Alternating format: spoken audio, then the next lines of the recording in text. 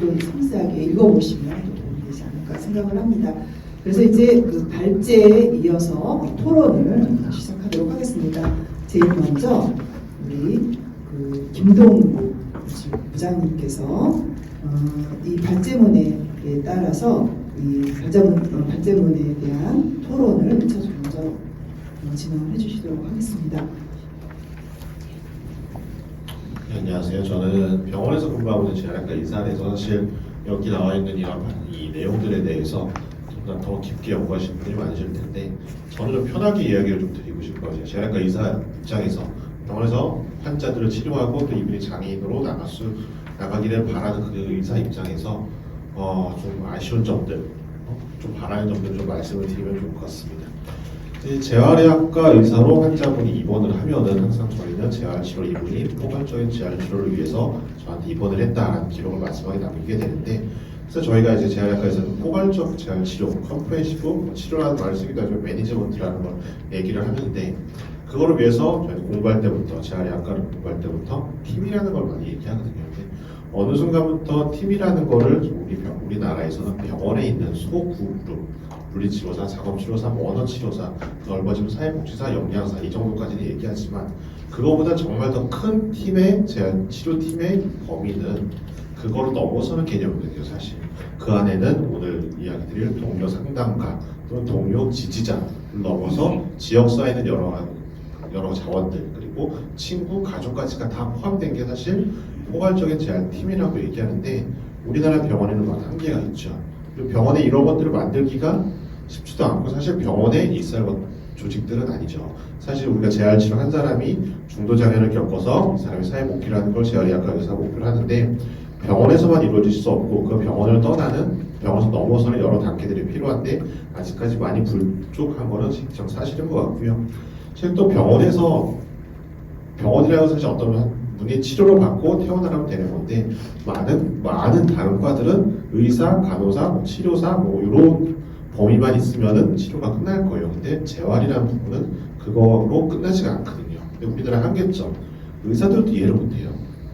병원에 있는 의사들도 왜 그런 치료가 필요한지, 왜 그런 팀이 필요한지, 그리고 재활의학과 의사가 하다못해 쟤네들은 왜 저런 일까지 하고 있는 거야? 라는 얘기를 하거든요. 저희는 사실 중도장애가 있는 환자가 입원하면은 시시콜콜 다 따지죠. 이 사람이 살던 집이 어떤지, 계단이 있는지, 직업이 뭔지, 가족 지지 구성이 어떻게 되는지 전공의 때부터 굉장히 많이 공부를 하고 그런 것들 다 조사를 하고 있는데, 사실 어느 순간 이것들이 조사를 하면 뭐하나 결국 해결되는 거 하나도 없는데, 그러다 보니까 저처럼 이제 10년 넘은 재활의학과생가 되면은 사실 저도 어느 정도는 시선이 점점 좁아지는 거죠. 공부했을 때 그걸 읽지 못하고. 그렇게 되다 보니까 저 또한 이렇게 제 중도장애 있는 환자분들을 치료하다 보니까 한계점을 많이 느끼게 되는 거죠. 자, 어떤 환자분이 입원하면 눈에 보여요. 제 대부분의 중추신경의 환자분들이 입원을 하시겠죠. 저 같은 척수장애나 뇌졸중이나 다른 근육 질환으로 입원하시는 분이 보이는데, 이분은 대부분 재활의학과 입원했다는 거는 대부분은 영구장애를 갖게 되신 분들이거든요. 그렇다면 어느 정도 재활의 목표가 보여요. 예를 들어서 저 정도 경수 손상 환자면은 이분은 이 정도까지 우리가 기능을 만들 수 있겠구나. 또 박사님 같은 경우는 이 정도 우리는 기능을 만들 수 있겠구나. 아까 보셨던 이상목 교수님 같은 경우 상위 경수 손상이니까 우리가 할 수 있는 부분은 여기까지겠구나라는 목표들이 보이는데, 가장 문제가 이 목표를 환자나 보호자가 납득할 만큼 설득할 수가 없는 거예요. 아무리 얘기해도 의사가 니들이 뭐라가 나중에 그런 사람도 있다라고 그런 말을 하면서 설득이 안 되는 거죠.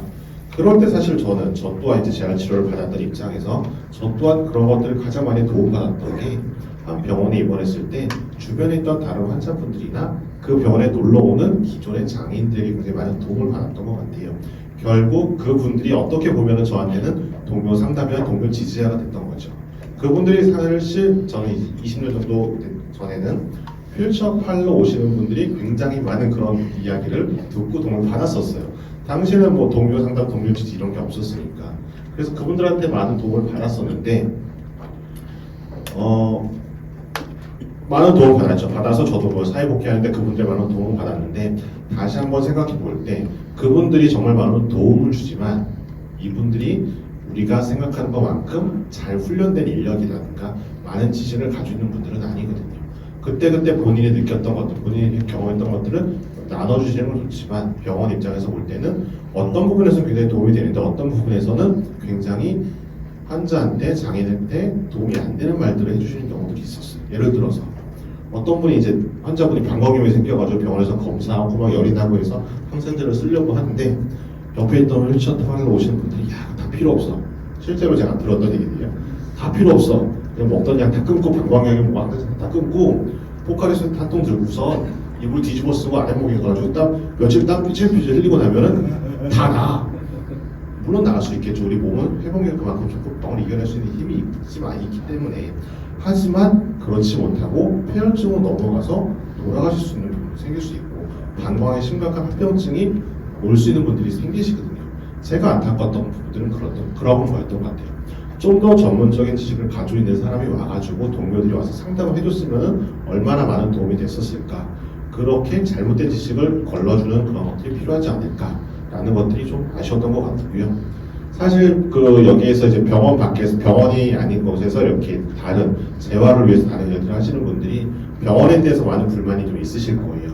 동료 상담가라든지 어떤 분들이 병원에 들어오려고 하면 사실 반기는 병원들이 많지는 않을 거예요. 그러지 않으시던가요?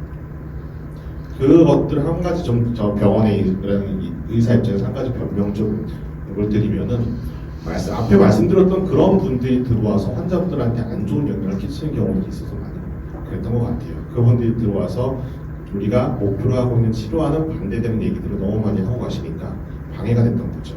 하지만 요즘은 제가 서울 척수협회에서도 얘기를 하고 하지만 많이 이제 훈련되고 많이 좋은 인재들이 많이 계시거든요. 근데 이제 이런 인재들이 있다는 거를 병원에들 많이 알려주시면 병원에서도 좀 더 연계되는, 병원은 한계가 있거든요. 여기는 치료를 받는 곳이지 사회로 복귀할 수 있는 것에 한계가 있거든요. 그 한계를 병원에서만 해결하려고 하시는 병원들이 있는데 절대 저는 그럴 수 없다고 생각합니다. 왜냐하면 목표점이 다른 거잖아요. 우리는 환자를 치료하는 의사고 그 다음에 이분이 나가서 장애인으로 살 수 있게 해줄 수 있는 그런 것들이 또 추가적으로 있어야 되는데 그런 것들에 대해서 조금 서로의 많은 연계가 있었으면 좋을 것 같습니다. 그리고 마지막으로 말씀을 드리면 저는 동료 상담이나 동료 지지자에 대한 것들에 많은 도움을 받았고 또 이분들에 대한 많은 좋은 점들을 생각하고 있는데요. 적어도 근데 이런 분들이 있어서 체계화된 그런 훈련 프로그램들, 체계화된 교육이 있는 그런 것들이 좀 더 체계적으로 많이 갖춰졌으면 좋겠어요. 말씀드렸듯이 본인의 경험을 이야기하는 건 좋지만 그 경험이 정말로 보편적으로 퍼질 수 있는 경험인가 또 다를 수 있는 부분들이 그래서 보편적으로 우리가 학문적으로 인정된 것들 갖다가 많이 공부하고 체계적으로 갖추고 계신 분들이 많이 배출이 된다고 하면은 어느 순간에는 재활의학과 의사들도 병원에 있어서도 우리의 한계점을 뛰어넘는 그런 것들에 코어가 이루어질 수 있는 그런 것들이 될 수 있다고 생각하기 때문에 또 많은 해외 병원들이 실제로 그렇게 이루어지고 있고요. 그래서 저는 좀 더 체계적으로 훈련된 인력들이 많이 배출된다고 하면은 재활의학과 의사로 여러분들의 도움을 많이 받을 수 있을 거라고 생각을 합니다. 마치겠습니다.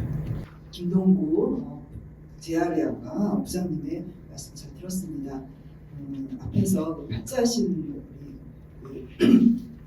내용에 보면 중도 장애가 발생을 하게 되면 의료 재활을 거쳐서 전환 재활을 거쳐서 사회 복귀의 과정으로 간다고 말씀을 하셨는데요. 어쩌면 중도 장애가 발생한 다음에 1차적으로 해야 될 것들이 의료 재활이고 또 그 의료 재활이라는 측면에서 재활학과 의사로서 당면한 문제들 그리고 경험하셨던 내용들 이런 것들에 대해서 좀 잘 말씀을 요약해서 해주셨습니다. 저희가 5시 이후에 시위에 대해서 빨리 끝내라는 말씀을 드립니다. 저도 긴장하고 우리 부장님도 긴장하셔서 목소리가 이렇게 잠깐 떨리시고 그런 과정이지만 뒤에 남으시는 분들은 조금 편안하게 하셔도 시간이 좀 많이 남았으니까 하시고 하셔야 될 것 같습니다. 김재익 이사장님의 토론이 있습니다. 김재익이라고 합니다. 저는 전환제한에 대해서 두 번째 지금 토론을 하고 두 번째인데요. 머리만 해도 재활과 가활을 짱하게 구별해놓은 거는 다른 뜻이 아니라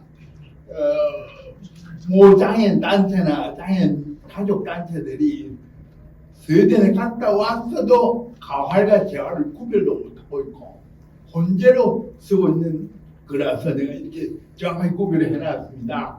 한번 읽어보겠습니다. 우리나라에서 흔히 사용하는 재활의 의미는 헤빌리테이션과 리해빌리테이션이 혼재되어 있다. 정확히 말해서 헤빌리테이션이란 선천적으로 장애를 가지고 태어난 이들이 새로운 기능이나 능력을 학습하도록 돕는 교육적 과정을 의미하고 이때 교육은 특수교육을 의미하고요. 리해빌리테이션은 장애가 없던 상태에서 사고나 질병 등으로 정도의 장애를 가지게 된 경우 잃어버린 기능을 회복하는 치료 과정 및 사회복지 과정을 의미한다. 지금까지 우리나라 대학학과의 커리큘럼은 주로 선천성 장애인이나 뇌성마비인을 위한 리해빌리테이션을 토대로 구성되고 있으며 리해빌리테이션이 필요한 중증장애에 대한 커리큘럼이 많이 부족한 것이 현실이다. 따라서 이제는 장애인 대학 상담사라는 이름에 적합하게 영향을 치우고 역할의 확대를 고민해야 할 시점이라고 생각한다. 그러한 과정으로 관점으로 볼 때 할수록 늘어나는 중도장애인 재활 관리에 재활 상담의 참여를 통한 영역 확대 방안을 검토해 볼 수 있어야 하겠다. 2023년 장애인 실태조사에 따르면 장애인 인구 88%가 후천적으로 장애를 입은 경우입니다. 질병이나 산재 또는 교통사고 등으로 인해서 중도장애는 많이 증가하고 있지만 이들이 재활과 사회복지에 대한 관심이나 연구, 서비스를 찾아보기 힘든 상황이어서 앞으로는 중도장애인 재활에 보다 적극적인 관심을 기울여야 할 것으로 본다. 중도장애인에게 사회재활, 심리재활, 직업재활은 매우 중요하다.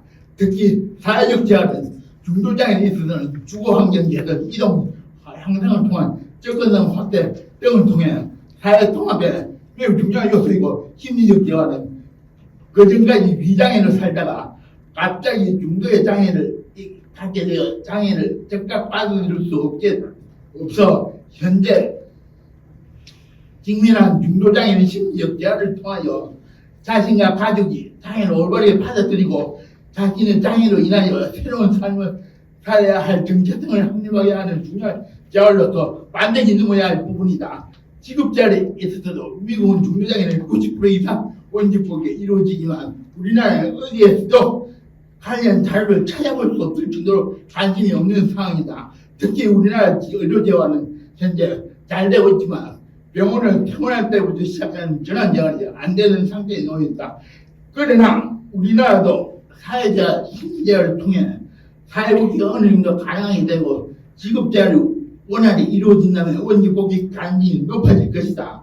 사실은 중도장애인 재활의 중요한 필수 인력 중 하나는 취업에 관련되어 있는 장애인 직업재활 상담사라고 할 수 있을 것이다. 직업복지, 원칙복지, 사회복지를 통틀어 직업재활 상담사는 중요한 중심축 역할을 하는 지휘자, 즉 음악에서도 건닥터 역할을 한다는 거죠. 건닥터 역할을, 자세와 역할을 거쳐야만 우리 사회가 좀 더 건전하고 장애를 보는 인식도 달라질 것이다. 그래서 재활상담 역할이 정확히 자리매김할 수 있을 것으로 확신한다. 시간이 없어서 여기까지 하겠는데요. 그 뒤에는 이거 충분히 이해가 갈 거고요. 몸의 결론에서도 역할과 과제에 대해서 분명히 적어놨습니다. 그래서 우리 직업재활사는, 직업재활 상담사는 건닥터 역할을, 큰 범위로 건닥터 역할을 해야 되고, 좁은 범위로 직업 복귀를 해야 되고, 두 가지 역할을 다 해야 된다. 이 말을 주제로 사용하고 있습니다. 예, 이것으로 마치겠습니다. 감사합니다. 김재희 이사장님 토론은 특히 이제 앞으로 서론에 대해서 말씀 잘 들었습니다. 사실 여러분들 여기 한국에 계신 분들께서 이 박제문을 꼭 읽어보세요. 저는 그 사전에 받아서 내용을 하나하나 차근차근 읽어봤는데 내용이 정말 좋고요. 잘 정리를 하셨더라고요. 상세하게. 보시면 뭐 재활의 의미부터 재활의 영역도 상세하게 설명을 좀 잘 해주셨고 사실 이게 오늘 빨리 끝내야 되는 게 아니면 아마 우리 이사장님께서 좀 더 긴 시간 동안 읽어주시지 않았을까라는 생각이 들어요. 그리고 중도장애인의 개념, 그리고 재활 과정도 초기, 중기, 후기로 나눠서 잘 해주셨고 이런 과정을 통해서 제 사회와 결국은 사회적 복귀하고 적응까지도 하셨거든요. 그런 부분 그리고 또 전환재활도 정의, 단계, 원칙 이런 내용들을 잘 기술해 주셨습니다. 그리고 이제 마지막으로 장애인 재활 상담사 이런 여러 가지 중도 장애인의 전환 재활을 위해서 장애인 재활 상담사의 역할은 또 어떠해야 하는지 라는 부분에 대해서 잘 기술해 주셨고요. 토론도 잘 들었습니다. 이제 다음으로 우리 이승우 박사님께서 말씀해 주실 텐데 저희가 너무 빨리 해서요. 시간이 조금 남았어요. 근데 제가 내용을 읽어보니까 뒤에 그 법적인 내용들이 좀 상세하게 잘 해주셨는데 여기 나와 계시는 분들에게 도움이 될 수 있도록 법적 근거는 좀 상세히 해주시면 더 좋을 것 같습니다. 부탁드리겠습니다. 네, 반갑습니다. 방금 소개받은 근로복지공단 이승우입니다. 반갑습니다. 보통 우리가 마지막에 토론하면 시간이 부족해서 아주 짧게 하는데 이번에 정반대로 제가 시간이 제일 많이 생겨서 편하게 좀 말씀을 드리도록 하겠습니다. 이제 중도장애인의 이제 전환 재활에 대해서는 우리 저기 박수경 교수님이 워낙 이제 개념적으로 설명을 잘 해주셔서 이 부분을 저도 매우 공감하고 사실 예전부터 직업재활 학회나 이제 협회 쪽은 사실은 저도 조금 전에 항상 저도 직업재활을 이제 공부를 하고 연구했던 사람으로서 왜 중도장애인이 거의 90%까지 되는데 저희는 왜 항상 이게 좀 선정서장애인 중심으로 항상 해왔는가 그 부분에 대해서는 저희가 항상 좀 의문도 있었고 다만 우리나라 워낙 이제 재활 쪽이 약하다 보니까 지금 아주 이제 중요한 접근 방법으로서 일단 이제 중증 특히나 이제 선천성이 요구하는 중증이 많다 보니까 저희가 좀 그렇게 좀 했던 것 같고요. 저는 이제 근로복지공단은 이제 그 산재 근로자를 이제 대상으로 저희가 서비스 주는 곳이다 보니까 저희는 이제 100% 다 이제 중도장애인들이죠. 그래서 사실은 이제 전환재활이라고 이름을 붙였습니다만은 사실 이제 저희 이제 산재보험에서는 거의 뭐 재활 자체가 사실 다 전환재활 개념이라고 볼 수 있을 것 같아요. 그래서 이걸 연구하면서 이제 생각보다 우리나라에는 이 일하는 사람들에 대한 재활 서비스는 꽤 오래전부터 저희가 좀 근거를 가지고 조금씩 서비스들이 다 이루어져 오고 있었습니다. 이게 저희가 좀 조합이 잘 안 될 뿐이지 사실은 이제 좀 제도들은 꽤 우리나라에서 이제 생기지 좀 됐다는 거죠. 중요한 거는 이제 이 부분들이 어떻게 우리가 지금 개념을 갖다가 서로가 잘 이제 엮어가지고 이 부분을 어느 정도 체계화가 이제 되느냐가 상당히 중요한 부분이라고 생각이 듭니다. 그래서 82페이지를 보시면은 산재보험 같은 경우에는 산재보험 제1조 1항이 2000년도 개정법에 의해 가지고 재활과 이제 사회복귀라는 개념이 처음 이제 도입됐습니다. 그래서 그 전까지는 이제 산재근로자에 대해서 이제 보상 중심으로 가다가 2000년도 들어서 이제 전면 개정하면서 산재근로자의 재활 및 사회복귀를 위하여 보험시설 설치 운영하고라는 이런 법적인 부분들이 생겼죠. 사실은 이 모든 법에서 1조 1항이 제일 중요하죠. 법의 목적에 과연 이제 그 부분을 가지고 있냐 없냐에 따라 가지고 하위 조항들이 만들어지는 거기 때문에 산재보험법 제1조 1항에 재활에 대한 개념이 들어갔다는 것이 매우 큰 의미가 있다고 좀 보여지고요. 여기에 맞춰가지고 이제 1조 1항이 있다 보니까 거기에 맞춰서 이제 그 72조의 법적인 이제 재활급여라는 개념이 처음으로 우리나라에 들어오겠습니다. 사실 잘 아시는 것처럼 보건복지부라든지 이쪽에서 주는 이제 사업들은 거의 다 예산 사업들이죠. 법적인 권리가 없는데 산재보험에서는 처음으로 이제 법적 권한이 생겼습니다. 그래서 이거는 돈이 있든 없든 무조건 이제 법적으로 내가 재활 서비스를 받을 수 있는 당연한 법적 권리가 생겼다는 부분에서는 우리나라에서는 최초의 좀 그런 권리가 생긴 부분은 좀 의미가 있다고 보여지고요. 그래서 그 이제 하위 이제 법령 이제 조문으로서 이제 다른 부분들이 이제 설치가 됐고요. 그래서 이제 이호기에 맞춰가지고 이제 근로복지공단에서는 이제 7개 지역본부하고 57개 지사, 그 다음에 이제 13개 저희 근로복지공단 병원에서 의료재활 서비스부터 해서 사회재활, 직업재활 서비스까지 제공되는 그런 근거가 되고 있습니다. 그리고 건강보험에서도 사실은 이제 재활이라는 개념이 역시나 이제 법 1조 1항에 포함되어 있습니다. 다만 이 부분은 이제 의료재활에 이제 포커스가 있긴 합니다만은 여튼간에 이제 국민의 질병과 이제 부상에 대한 예방진단 치료, 재활과 이제 출산, 사망, 그 재활이라는 개념이 들어갔고 그래서 목적은 조금씩 다릅니다만은 여기도 보면 이제 재활에 대한 근거가 지금 만들어져서 운영되고 있다. 그래서 이제 일산병원에서 이제 의료재활에 대한 이제 여러 가지 수가들에 대한 지금 실험을 하고 있는 걸 알고 있고요.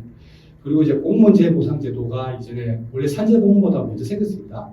공무원 연금법이 1961년도에 먼저 생겼는데 그러다가 이제 2007년도, 2018년도에 이제 분법이 되면서 공무원 재해보상법이라는 것이 이제 만들어졌죠. 그래서 인사혁신처가 주관을 하고 공무원 이제 연금공단에서 이제 담당을 하고 있는데 여기에서도 제 1조 이제 목적에 공무상 재해를 입은 공무원의 재활인 직무복귀를 지원하며 라고 해서 재활이라는 개념이 들어왔고요. 여기에는 이제 그 재활급여가 이제 여기서 똑같이 이제 만들어지게 됩니다. 그래서 여기서는 재활급여가 이제 심리재활에 대한 심리 상담에 대한 부분하고 그다음에 그 재활 운동에 대한 이 부분을 이제 법적인 이제 급여로서 우리나라의 두 번째 이제 권리로서 법정 급여가 이제 만들어져 있다는 것들이 있고요. 그 다음에 이제 자동차 손해배상 제도에서도 제한이 있습니다.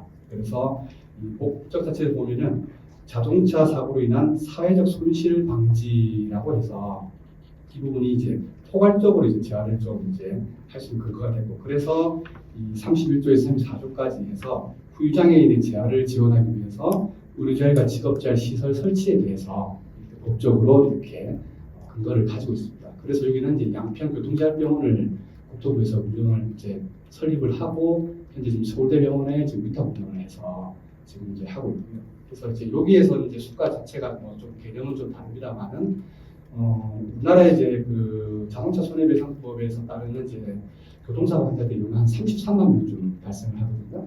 그 중에서 이제 그 소아들, 그러니까 우리가 지금 경제활동 인구 15세부터 64세까지인데 그 정도에 포함되는 여기 이제 그 연령으로 보면은 전체 33만 명 중에서 거의 한 90%대 초반 정도가 이제 그 범위에 포함되게 됩니다. 90% 정도가. 그러니까 이분들도 사실은 이제 어디선가는 경제활동을 하시던 분들이지 않습니까? 그렇죠? 근데 문제는 뭐냐면은 이런 분들에 대한 재활의 목적이 좀 불분명해요. 1조 1항에 대한 근거들이 있는데 각각 제도가 가지고 있는 앞서 우리 발표할 때도 우리 박준 교수님도 말씀하셨다시피 재활에 대한 목적들이 각 제도를 다 달라요. 다 다르다 보니까 거기에 맞는 재활을 하니까 이게 분명한 사회복귀라는 목적을 갖고 있는 현재 이 재활에 대한 개념은 산재보험과 이제 공무원 재해보상 이 두 군데에만 좀 명료하게 있고 그 다음에 이제 그 국가유공자 및 이제 보험 대상자 이쪽은 이제 한국보건복지의료공단법에서 이제 재활을 하고 있는데 여기서도 꽤 구체적으로 되어 있습니다. 다만 이제 여기는 이제 대상 자체가 이제 국가유공자라든지 이제 이런 분들을 대상하다 보니까 조금 저희한테 좀 생소한데 어쨌든 간에 이제 이분들한테도 의학적, 정신적 재활 및 직업 재활을 행하여라고 해서 법적으로 이제 근거를 명시하고 거기에 맞춰서 이제 직업 재활 서비스까지 좀 잘 제공을 해주고 있는 거죠. 그러니까 이처럼 사실은 우리나라에 이 전환 재활을 일하는 사람들을 위한 전환 재활은 꽤 사회보험 제도 같은 곳에서 계속적으로 이루어지고 있어가지고 다음에 이제 우리가 이제 이런 부분에 지금 접근을 잘 못했다는 거죠. 그래서 저도 좀 되게 좀 안타까웠던 부분들이 이제 저희 그룹중에서 일을 하면서 항상 이제 이 재활에 대해서 이제 접근하시는 이제 전문가분들이 우리 직업재활 쪽으로 별로 안 계셨다는 거죠. 안 계시고 다 이제 사회복지라든지 산업안전 쪽이라든지 공학이라든지 이런 거를 하다가 미국에서 유학 가셔가지고 산재보험에서 재활 중요하던데 라고 해서 이 개념을 갖고 오신 분들 대부분이다 보니까 상당히 좀 우리가 그동안의 이 중도장애에 대해서 상당히 저희가 좀 접근이 좀 약했다라는 좀 반성을 좀 할 필요가 있을 것 같고요. 그리고 이제 중도장애인의 이제 그 전환재활 서비스 방향이 이제 설정하는 게 저는 되게 중요하다고 생각이 들어요. 그래서 이 제가 목적을 한 3개 정도로 한번 정리를 해봤는데 어쨌든 간에 지금 발제도로 말씀해 주신 것처럼 기본적으로 직업 활동을 통한 사회복귀 이 목표가 상당히 이제 기본적으로 가지는 것이 제일 중요하죠. 그렇죠? 그리고 이 분들에 대해서 이제 신체적 심리적 능력을 회복시켜가지고 안정적으로 이제 경제활동을 통해서 이제 사회복귀를 할 수 있도록 지원하는 이 과정이라는 것이 매우 중요할 것 같아요. 그리고 두 번째 중요한 것은 이게 다시 한번 더 말씀드리겠습니다만은 우리는 자꾸 의료재활에 되게 포커스를 갖다가 두거나 아니면은 사회자료만 두거나 아니면 직업자료를 두거나 각각 분절되어 있어요. 우리는 학술적으로는 저희가 맨날 통합적 과정이라고 우리는 중요성을 강조합니다만 실제로 돌아가는 시스템들은 전혀 다 분절적으로 되어 있죠. 그래서 의료자는 사실은 이제 이게 모든 이 재활의 가장 중요한 부분입니다. 근데 우리가 이때까지 이제 선천성장애들에 대해서 접근할 때 보니까 이미 의료재활 세팅들은 다 끝이 난 상태에서 저희가 개입을 했죠. 그러다 보니까 이 부분들이 전혀 저희가 개념들을 갖다가 분리가 시켰지만은 사실은 중도재해를 입으신 분들은 의료자를 어떻게 하냐에 따라 가지고 장애가 그만큼 감소가 되냐 안 되냐 결정될 것이고 그 장애가 감소되는 그 영향에 의해 가지고 이분들이 얼마만큼 장애를 잘 수용할 수 있고 이분들이 얼마나 다시 그만큼 빨리 또 직업에 복귀할 수 있느냐 이게 제일 중요하게 연결이 되는데 이게 지금 분절된 상태에서는 상당히 어렵다. 그래서 사실은 이제 전환제에서 제일 중요한 부분이 의료재활 요 시기 때 우리가 얼마만큼 이분들에 대해서 접근을 빨리 할 수 있느냐가 제일 중요한 것 같아요. 거기에 맞춰가지고 병원에 계실 때부터 이분들한테 사회복귀를 목표로 해가지고 우리가 접근을 어떻게 사회관리를 할 것인가 이게 저는 이제 전환제를 하는 데 있어서 가장 중요한 개념이라고 보여지고요. 그리고 이제 세 번째로는 대상입니다. 앞서 제가 설명드린 것처럼 지금 업무상 재해에 대해서는 지금 접근법이 우리가 사회보험부터 해가지고 꽤 접근이 잘 돼 있어요. 잘 돼 있는데 비업무상 재해에 대한 부분이 지금 저희가 지금 빠져있지 않습니까? 그렇죠? 그래서 이게 중복성이 지금 되지 않기 위해서는 비업무상 재해로 인해서 장애를 입게 되신 분들을 우선적으로 저희가 타겟을 해서 접근해야 이 전환제한이 조금 더 효과적으로 좀 저희가 좀 갈 수 있지 않을까라고 생각이 듭니다. 그래서 제가 제 나름대로 이제 정의를 내려본 바로는 비업무상 재해나 질병으로 장애를 입은 중도장애인의 신체적, 심리적, 직업적 능력을 회복 시켜서 안정적으로 사회 및 직업에 복귀할 수 있도록 도와주는 통합적이고 연속적인 과정이 좀 이제 전환제한의 좀 목표라고 좀 볼 수 있지 않을까라고 그냥 제가 좀 안을 만들어봤고요. 그리고 이제 이 부분에서 앞서 제가 말씀드렸다시피 이 이제 전환제의 핵심은 바로 이제 사례 관리를 우리가 체계를 어떻게 만드냐가 가장 중요할 것 같습니다. 그래서 이 이제 대상자를 갖다 건강보험이라든지 이제 자동차 손해배상 이쪽하고 저희가 좀 이제 체계를 만들어서 거기에서 장애가 이제 발생될 정도로 위중하게 다치신 분들에 대한 부분들에 대해서 먼저 저희가 케이스를 좀 발굴을 해서 그때부터 이 이제 장애재활 상담사들 이제 사례관리자들이 거기서부터 우리가 접근을 해서 이분들을 어떻게 하면 이제 사회복귀를 할 수 있도록 할 것인가 거기에 이제 목적을 가지고 저희가 좀 접근하는 그런 좀 사례관리 체계를 저희가 만드는 게 중요하다고 좀 생각이 듭니다. 그리고 이 상담사 역할들을 되게 잘 아시는 것처럼 그랬을 때 이 사례관리자 역할이 바로 이제 중재자, 그죠? 어쨌든 간에 이분들은 복귀할 직장인 분들이기 때문에 그 직장에 대한 이제 중재자 역할을 갖다가 사례관리자가 할 필요가 있고 그 다음에 이제 서비스 조정자죠. 그러니까 이 서비스에 대한 요구들은 다 다르죠, 그죠? 경증부터 해서 중증까지 다 다르기 때문에 이제 간단하게 그냥 개인적 차원에서 신체적, 심리적으로만 접근하는 사람, 가족 차원에서 접근하는 사람, 아니면은 지역사회 자원까지 같이 활용이 필요한 사람, 각각의 욕구들이 다르기 때문에 여기에 대한 서비스 조정자의 역할이 되게 중요할 것 같고요. 그리고 이제 상담자 역할이죠. 그러니까 직접적으로 서비스를 제공해 줄 수 있는 것들은 직접적으로 제공해 줄 수 있을 것이고 아니면 지역사회에 있는 이제 심리적 자원이라든지 이 부분들을 어떻게 잘 이제 연계를 해주는 결국 이제 사실 조정자 역할이 좀 확대해보려 있는데 그런 이제 상담자의 역할 이 세 가지가 실질적으로 이제 장애재활 상담사들이 해야 될 중요한 역할이라고 좀 말씀을 드릴 수 있을 것 같습니다. 그래서 그 86페이지 좀 마지막으로 이제 이 부분을 이제 좀 제안을 드리는 건데 저희가 이제 사회복귀라는 이제 재활 목표를 가지고 저희가 접근할 때 두 가지 방식이 있을 수 있는 것 같아요.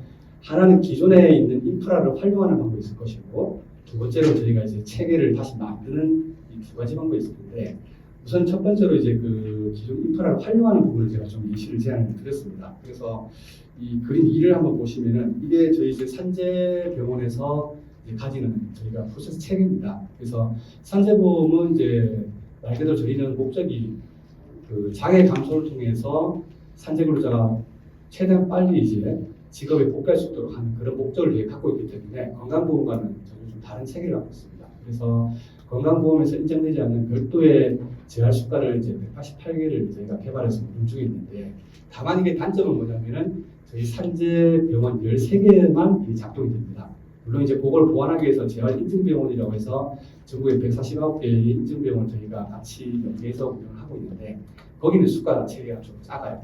한 33개 정도만 산재 재활 수가를 운영하고 있어서 사실은 이거는 이제 서로가 이제 좀 협의해서 좀 확대를 해야 될 부분인데 그래서 재해가 발생해서 급성기 치료는 각자 병원에서 이제 수술을 하거나 조치를 받으시고 그 다음에 저희 근로구조공단에 이제 전원을 오게 되면은 여기에서 우리가 재활의료팀들이 있는데 그 재활의료팀에서 나름 저희는 좀 다학대적으로 접근하려고 한다니까 좀 한계 있긴 합니다만 여기에서 재활 욕구 평가를 하고 신체 기능 평가를 하고 무언 직무에 대한 이제 직무 분석을 저희가 기본적으로 하게 됩니다.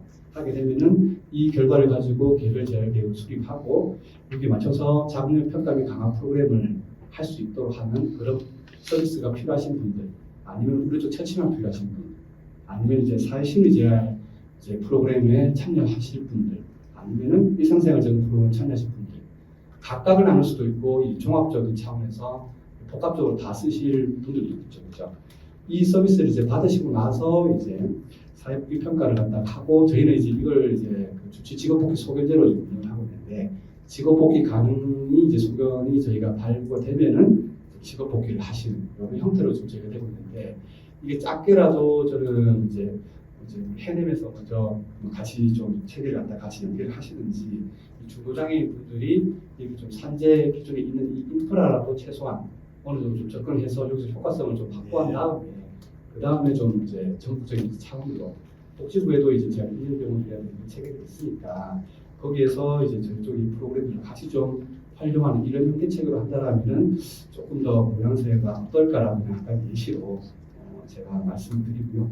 이것으로서의 토론을 마치도록 하겠습니다. 감사합니다. 제가 좀 많이 하시라고 요청을 드렸던 건 사실 어떤 방향에 대한 부분 그리고 어떤 서비스를 어떻게 구체적으로 지원할 수 있는지에 대해서 같이 좀 공유하면 어떨까 싶어서 좀 요청을 좀 드렸고요. 말씀 잘 들었습니다. 발제하신 우리 박종균 교수님을 비롯해서 우리 김종국 부장님, 그다음에 우리 김재익 이사장님, 이승원 박사님 발제와 토론을 좀 다 들었는데요. 사실 지금 이제 5분 남았는데 이 과정에서 발제하신 우리 박정균 교수님이 어떤 의견도 좀 사실 들어보고 싶고는 해요. 그럼에도 불구하고 다 생략하고 마지막으로 프런트에 계시는 분 중에서 한 분만 혹시 질문 있으십니까? 네.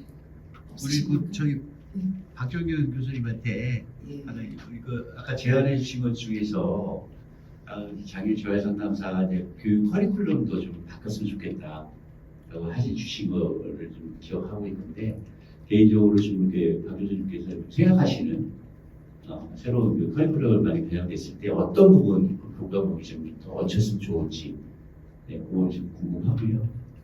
저는 이제 개인적으로 이렇게 오늘 이렇게 발표를 들으면서 그 관계성이 어떻게 되는 건가, 그러니까 이제 좀 물론 중도 장애인이고 성인이고 원칙 복귀를 많이 강조를 하셨어요. 근데 직업재활하고는 어떤 관계를 좀 이렇게 해야 되는지, 왜냐하면 직업재활이라는 건 또 포괄적인 영역에서 접근이 거고, 또 이 아까 말씀드린 전환재활이라는 건 원칙 복귀 중심으로 해서 사회재활의 일환으로서 안에 들어가 있더라고요. 그렇다면 전환재활 안에서의 직업재활의 관계성은 어떻게 설정을 하는 게 좋을지를 좀 개인적으로 만약에 생각하시거나 아니면 선진국에서 어떤 식으로 관계를 가지고 접근하는지를 좀 말씀해 주시면 감사하겠습니다. 두 가지. 시간이 남을 줄 알았으면 만큼 길게 얘기할 거고 있습니다. 네, 빨리 탈출해야 된다는 생각 때문에요. 말씀해 주신 대로 우리 교육 과정이 되게 중요하잖아요. 저는 사실은 사회복지를 전공한 분들이 장애 관련 분야의 전문가로 인식된 이 사회가 되게 속상하거든요. 사회복지학과에서는 장애를 거의 배우지 않는데 우리 장애를 4년 동안 공부하는 재활학과 학생들은 전문가라는 인식이 적고 오히려 사회적으로 한 과목 정도, 장애복지는 한 과목 정도 듣는 사회복지사가 이 사회에서는 장애 분야 전문가라고 인식되는 게 되게 속상하거든요. 그래서 모든 재활병원에는 사회복지사가 아니라 재활상담사가 들어가 있으면 좋겠고요. 그리고 장애복지관도 재활상담사가 다 들어있으면 좋겠고, 장애와 관련된 것은 재활로 접근했으면 좋겠다 이런 생각이 들어요. 근데 이제 그런 재활상담사가 중도장애 영역에 어떻게 더 교육을 더 받았으면 좋겠냐라는 얘기 중에서는 일단 통합재활을 제안해서 심리재활하고 사회재활하고 교육재활은 꼭 들어갔으면 좋겠어요. 특히 그 중에서 심리재활은 꼭 들어갔으면 좋겠습니다. 왜냐하면 저도 이제 연구나 다른 자료들 보면 되게 속상한 게 중도장애인들이 직업을 안 가지려고 해요. 올해도 안 와요 라는 얘기가 많고 그런 연구도 되게 많거든요. 근데 사실은 뭐 아까도 말씀드렸지만 우리는 한 2, 3년 병원 생활을 하면 환자 역할 때문에 학습된 무기력이 생기고요. 그 다음에 장애를 수용하기보다는 부정적 장애 인식을 가지게 돼서 자기가 다시 사회활동하는 데 대한 되게 어려움이 있거든요. 그럼 우리는 멈춰있다 다시 움직일 때는 멈춰있는 충격보다 더 강한 추진력이 있어야 되잖아요. 이게 동기부여인데 이 동기부여를 가질 수 있는 과정들, 그래서 심리재활이 진짜 중요하다고 생각이 들고요. 그래서 동기부여, 장애 수용, 장애 정체성, 그 다음에 인생 재설계 이런 과정까지 우리는 심리재활에서 꼭 좀 다뤘으면 좋겠다라는 생각을 합니다. 그리고 교육재활, 사회재활도 같이 했었으면 좋겠고요. 그리고 말씀하신 원직장, 원직무 복귀와 직업재활이 다른 게 아니고요. 중도장애인 직업재활은 원직장, 원직무 복귀를 우선했으면 좋겠다는 표현이 있어요. 그러니까 우리가 보통 직업재활 얘기할 때 직업평가, 직무 무슨 개발, 원직 뭐 이런 우리 과정들이 많잖아요. 재활학에서는. 그런데 중도장애인들 같은 경우는 신체적 장애랑 저 같다면 직장 환경만 바꾸면 원직장, 원직무 복귀에서 그대로 바로 일하면 되거든요. 그러니까 중도장애인 직업 재활로서 원직장, 원직무 복귀를 우선 과제로 보면 좋겠다. 그런 의미의 말씀이었습니다.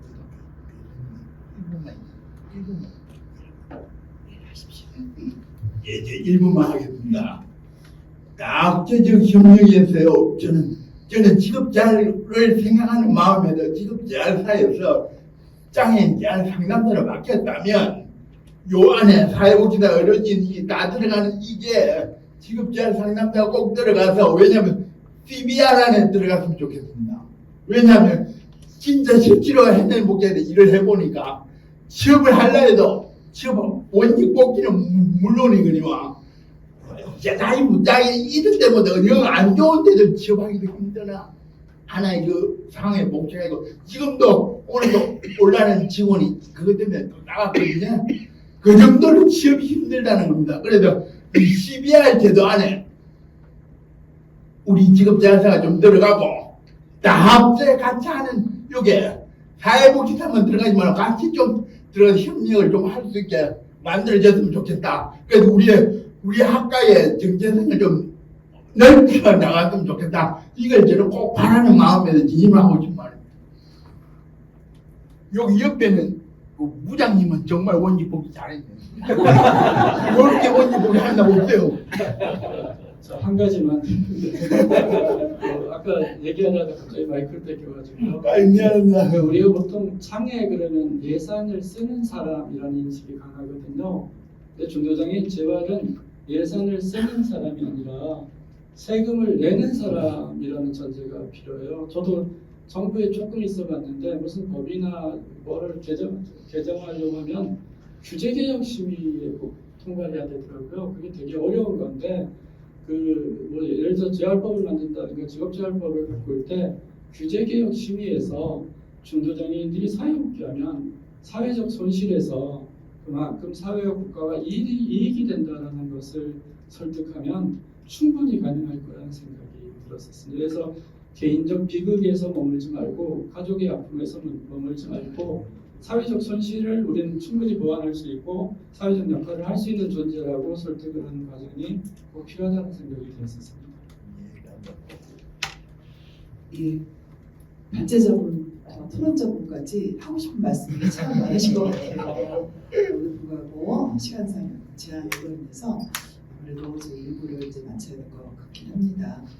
오늘 일부에서 발제해 주신 우리 박정근 교수님, 그리고 토론해 주신 김동규 부장님, 그리고 김재익 이사장님, 그리고 이승우 박사님 모두 수고 많으셨고요. 또 참여해 주신 여러분 진지하게 들어주셔서 감사를 드리며 일부를 이것을 나장님도 수고하셨습니다. 마치도록 하겠습니다. 네, 수고하셨습니다.